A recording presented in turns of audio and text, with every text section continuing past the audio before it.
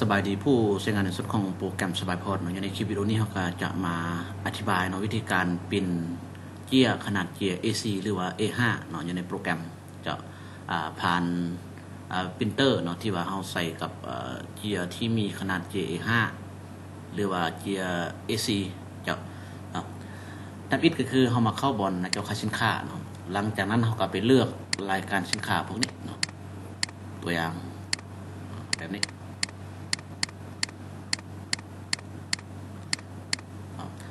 หลังจากที่เราเลือกรายการสินค้า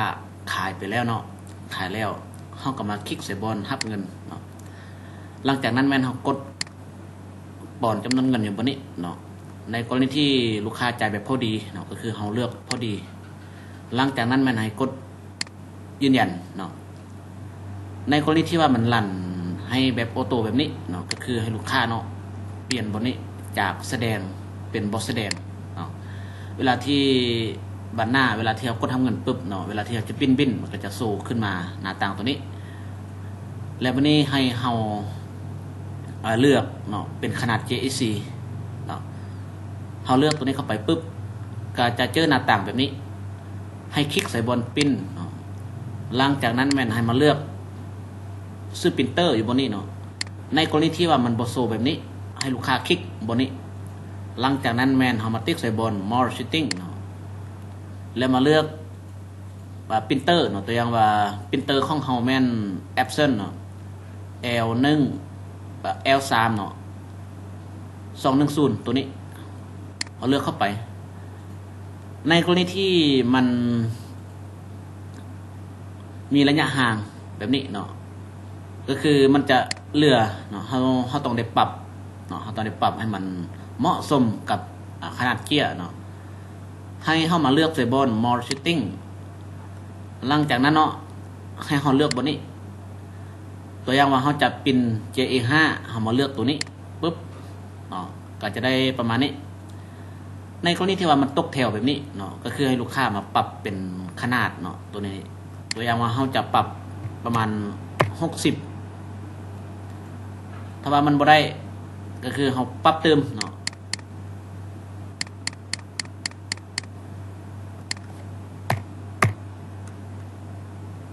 จะได้ประมาณนี้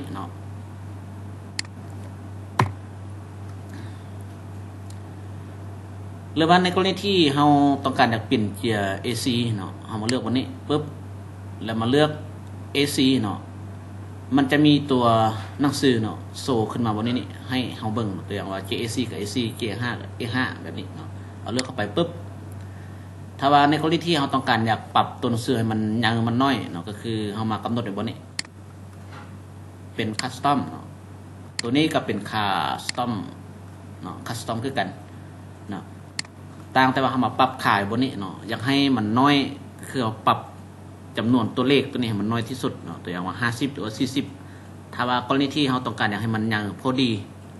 จะปรับประมาณ80หรือว่า100ก็ได้เวลาที่เราปรับแบบนี้แล้วเราจะสังเกตเบิ่งมันจะมีเส้นเส้นแบบนี้นี่ฉะนั้นนี่เราจะต้องได้ลากเส้นให้มันเหมาะตามที่เราต้องการจับเมาส์มาลากใส่บนเส้นให้มันเป็นแบบนี้แล้วจับดึงขึ้นแล้วตัวนี้มันก็จะยับขึ้น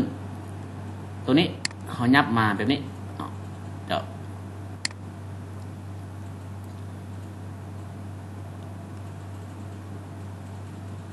ในกรณีที่ว่ามันตกแถวแบบนี้คือเขามาปรับแบบบนนี้ตัวอย่างอาจจะเป็นประมาณ80ปุ๊บก็จะได้เลยจะได้ตามสัดส่วนที่เราต้องการหลังจากนั้นแม่นเราปิ้นไปเลยเจ้า